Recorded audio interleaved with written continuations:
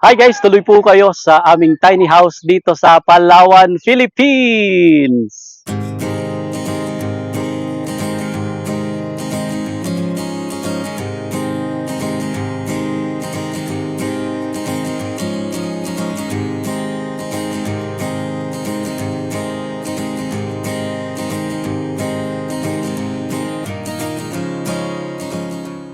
Hi guys, kumusta kayong lahat? Harry here from Pinoy Nomads.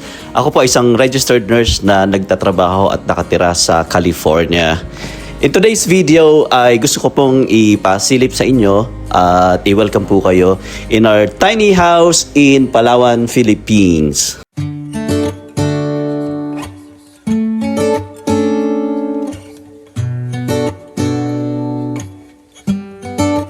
Itong tiny house guys ay ipinatayo po namin noong 2022 while I was working as a travel nurse in the States. Sa ngayon po ay hindi na ako travel nurse. I am working as a regular oncology nurse in a outpatient cancer center in California.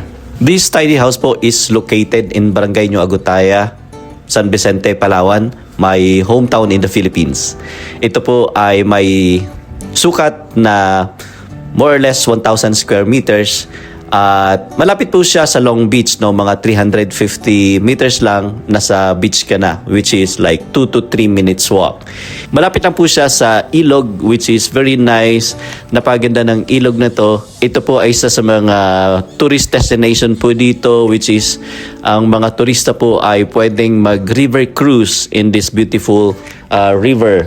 Pwede ka mag paddle boat, kayak, and ma-experience yung beauty ng lugar na ito.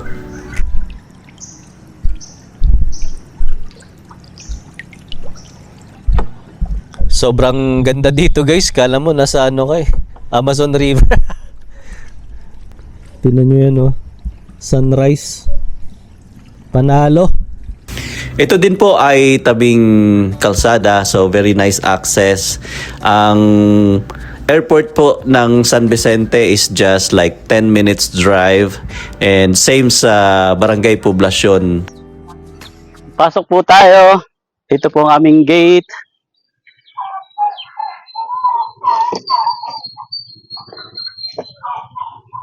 So guys, akyat po tayo dito sa aming covered deck. So yung aming covered deck, mayroon siyang laki na 3 to 6 meters. 3 yung lapad tapos 6 meters yung haba. So nilagyan namin siya dito ng parang minibar, counter. So pwede kang tumambay dito. Kami ni Mrs. ito yung favorite spot namin. Pwede kang mag-computer, pwede kang mag-chill dito, no? Tapos may magaganda siyang ilaw pagkagabi. So yeah, may mga native style na ano dito, lampshades. Tapos pwede ka ring mag-chill dito. Meron kaming ratan na sofa po dito or chairs. So para mag-relax, mag-chill. So yun, this is the place to be. So pagka pagod ka galing sa beach or galing sa biyahe, so pwede kang mag-start, mag-upo dito. Tapos guys, ito naman yung aming dining table. Good for 4 persons. So may dalawang chairs. Pero dalawa lang muna ngayon yung chairs. Tapos dito guys, pinagawa namin dito ng kusina, mini kitchen. Merong maliit na fridge. Good for 2 persons lang din, couple. Or pwede rin sa mga small families. Like meron kayong small children. Kami naman ni Mrs. dalawa lang po kami. So tapos, itong faucet hindi pa nagagawa. May sink dito, single sink lang po.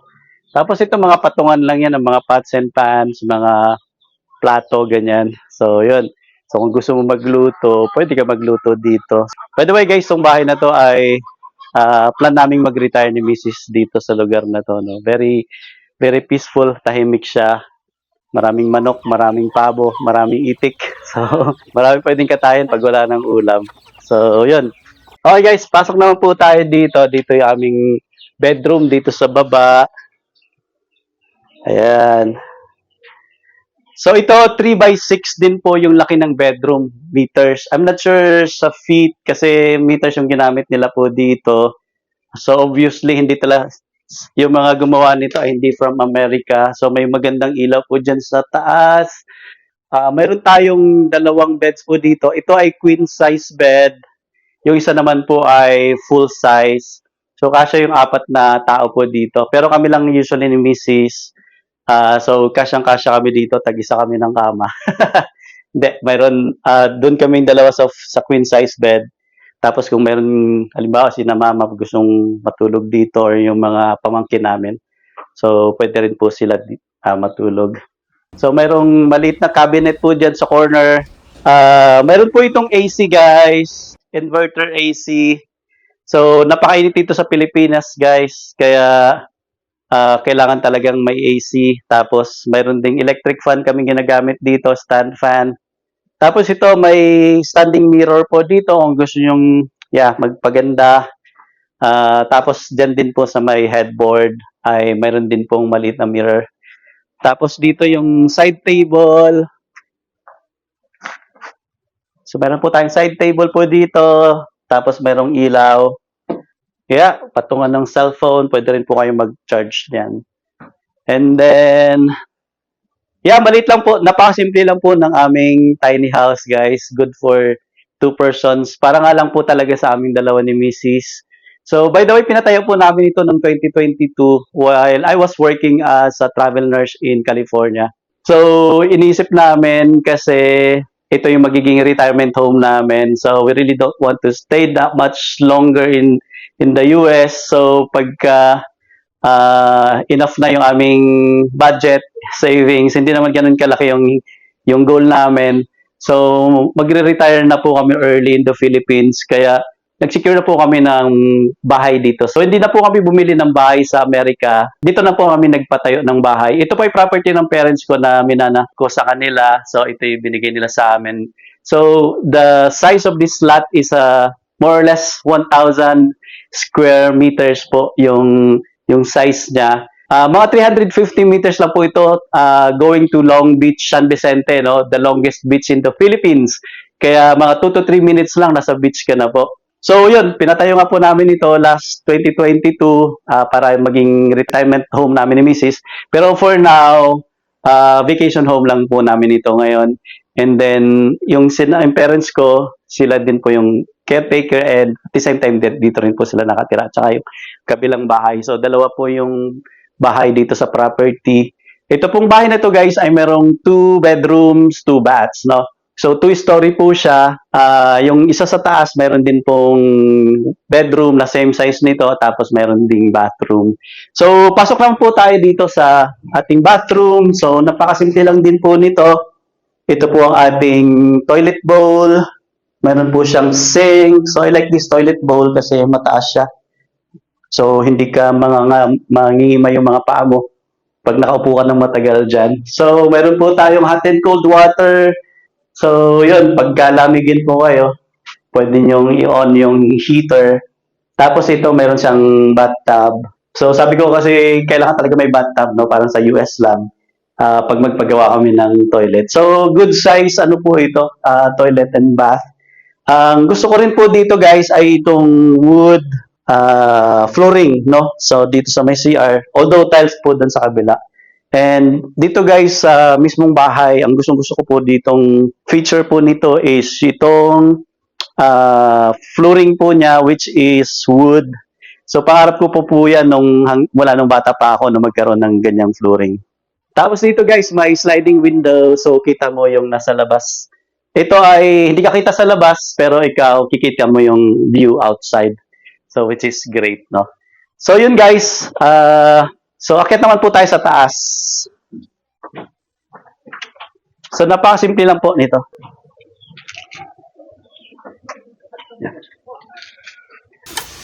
Okay guys, akit tayo sa taas. Sa second floor ng tiny house. Wala pong nakatira dito ngayon. So ito po locally cut lang po to na lumber dito sa amin. Ganda. Tapos same din po dito, yung sahig ay din po, tabla. Tapos Wala pa pong kutson dyan. Nasa baba kasi ginagamit ng mga bata. Yeah. Mga windows. Mas maraming windows po dito sa taas.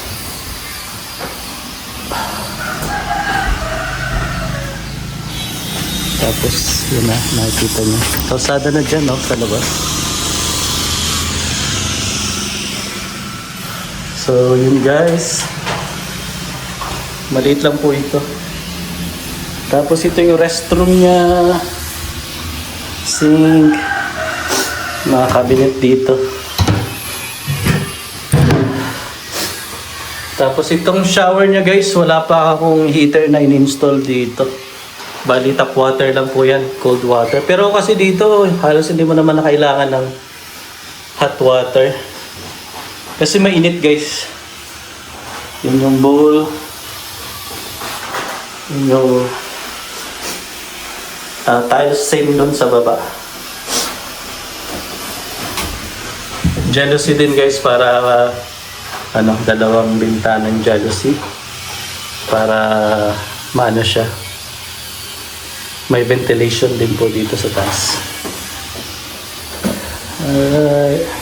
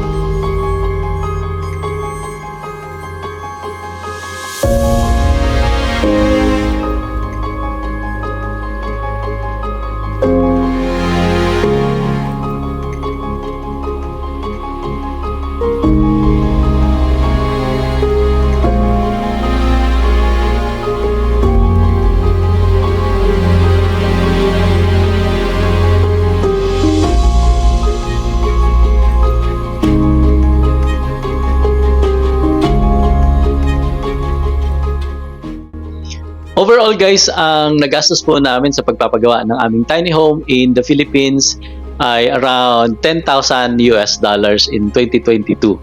Hindi po dito kasama yung lote na pinagtatayuan nito dahil ito po ay minana ko sa aking mga magulang.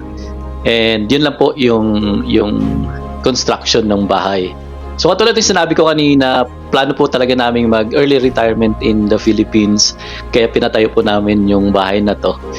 Kung nagbabalak po kayong mag-retire sa Pilipinas, I highly suggest po na magpatayo na po kayo ng bahay or mag-acquire na po kayo ng property while you are working here in the US. Kasi guys, ang bilis magmahal ng mga properties sa Pilipinas. I highly suggest din po kung magre-retire kayo sa Pilipinas, try to consider Palawan in the Philippines po, no? So Palawan po is an island paradise in the Philippines, no? So napakaganda ng Palawan. And I recommend din po na piliin nyo ang aming hometown, which is San Vicente, Palawan, kung saan po nandoon yung tiny house namin. Marami pong mga dine-develop po ngayong mga resorts, hotels sa lugar po namin kasi isa po siya sa mga emerging tourist destinations. Yung Mega World Corporation po ay nagtatayo ng beach town po na property dito, no? Yung developer ng BGC, Bonifacio Global City, magtatayo sila ng mini city by the beach dito po sa San Vicente. So pinasyalan po actually namin yon. So sa beach town na to guys, mayroong hotel, mayroong condo, mayroong malls, may church, mayroong hospitals. So napakaganda ng plano ng Mega World po doon. And then kung gusto niyo rin pong maghanap or interested po kayo ng magkaroon ng property po sa San Vicente, Palawan, let me know po kasi yung pinsan kong si Ike ay willing po siyang tumulong sa inyo na mahanapan po kayo ng kahit maliit na property na pwede nyo pag-retirean sa Pilipinas or sa Palawan.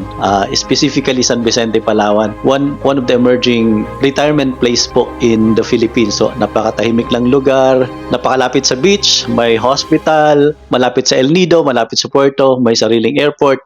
And ang plano po ng Mega World sa San Vicente Airport daw ay gagawin nilang parang Changi Airport sa Singapore, no? So which is great, no? gagawin pala po talaga nilang retirement town itong San Vicente, Palawan. In the future, pagka mayroon po kayong property dito, so mayroon po kayong pwedeng balikan sa Pilipinas. Just in case ayaw nyong mag-retire dito sa US, gusto nyo bumalik sa ating bansang sinilangan, mayroon na po kayo at least property. So let me know po kung interested po kayo. Kontakin nyo po ako. Lalagay ko po yung contact description ko down below para usap po tayo kung gusto nyo pong magkaroon ng property na katulad po ng aming tiny house at maliit na property malapit sa Long Beach sa San Vicente, Palawan. Thank you so much guys for watching. God bless everyone.